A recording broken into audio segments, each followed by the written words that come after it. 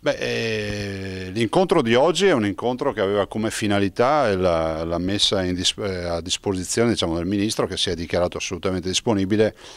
a seguire le partite del Veneto, quindi nell'ottica della concreta e reale collaborazione tra le istituzioni abbiamo parlato dei diversi problemi che affliggono il Veneto, che vanno dal problema grave della disoccupazione che affligge soprattutto i ragazzi, i giovani, ai problemi della fiscalità delle nostre imprese che se ne vanno perché trovano lidi felici a un'ora e mezza di strada da questa regione, piuttosto che di partite che io definirei a costo zero, no? La partita di Porto Tolle, 2 miliardi e mezzo di opere che sono appaltabili da parte di Enel e una procedura che è pressoché ultimata per la riconversione della centrale.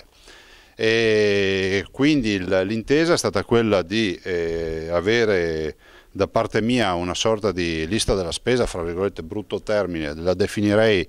di libro mastro, di canovaccio sul quale il Ministro possa lavorare e dare risposte rispetto ai temi che lo riguardano da vicino.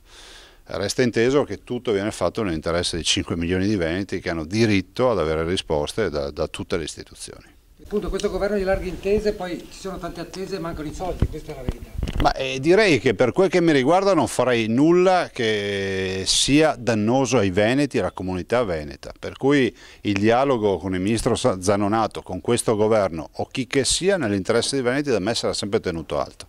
Penso che sia da stolti e da irresponsabili negare il dialogo nel momento in cui hai un avversario politico. Le nostre posizioni sono chiare, sono posizioni diametralmente opposte, la mia rispetto a quella del Ministro da un punto di vista politico, di pensiero, la mia libertà finisce dove inizia quella del Ministro e la sua libertà finisce dove inizia la mia. Per cui nel rispetto delle idee poi c'è l'interesse dei veneti che viene prima di tutto. I veneti da noi si aspettano questo, che si risolvano i problemi e non vedere baruffe quando le istituzioni hanno ruoli così importanti.